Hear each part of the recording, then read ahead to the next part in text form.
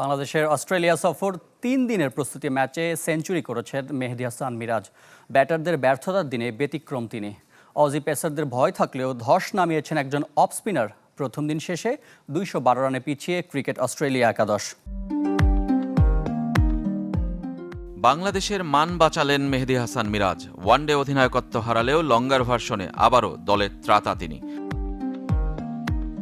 ডারউইনের মারারা ওভালে ৩ দিনের প্রস্তুতি ম্যাচে ব্যাট করতে নেমে যখন বিপর্যস্ত দল, তখনই মাঠে নামেন মিরাজ। ততক্ষণে ১০৫ রান তুলতে ৫ উইকেট নেই সফরকারীদের। অমিত হাসানকেও হারিয়ে ফেলেন একটু পর। মিরাজ নামার পর বাংলাদেশ যে ১৫৮ রান করেছে তার ১০৯ রানই তার। ৭ নম্বরে নেমে অপরাজিত ছিলেন এই অলরাউন্ডার। বাংলা কিউআর, যেখানে নগদ পেমেন্ট সেখানে। সারা দেশে ১০ লাখেরও বেশি মার্চেন্টে নগদে পেমেন্ট করুন খুব সহজে। ক্রিকেট অস্ট্রেলিয়া একাদশের হয়ে একাই নায়ক কোরি রকিচৌলি। অস্ট্রেলিয়ান কন্ডিশনে পেস বোলারদের নিয়ে ভয় থাকলেও ধস নামিয়েছেন একজন স্পিনার। অফ স্পিনার কোরি ৬ উইকেট নিয়েছেন। শুরুতে সাদমান ইসলাম ৩১ আর অধিনায়ক নাজমুল হোসেন শান্ত ৩৭ রানের ইনিংসে প্রতিরোধ গড়ার চেষ্টা করেছিলেন, কিন্তু বড় হয়নি তাদের ইনিংসগুলো। ০ রানে ফেরেন তানজিদ তামিম ও মুশফিকুর রহিম।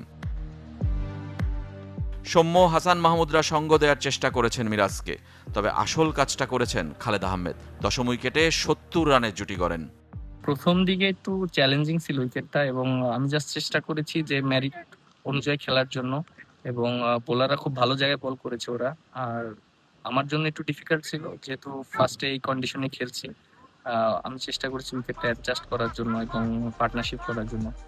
বাংলাদেশও বোলিংয়ে দারুণ শুরু পেয়েছিল। পরপর ২ ওভারে ২ ওপেনারকে ফিরিয়ে দেন হাসান মাহমুদ ও তাসকিন আহমেদ। তবে কুর্টিস প্যাটারসন ও জশ ফিলিপ ৫০ রানের অবিচ্ছিন্ন জুটিতে দিন শেষ করেন। ২১২ রানে পিছিয়ে দ্বিতীয় দিন শুরু করবে স্বাগতিকরা। রেজওয়ানুজ্জামান, চ্যানেল 24।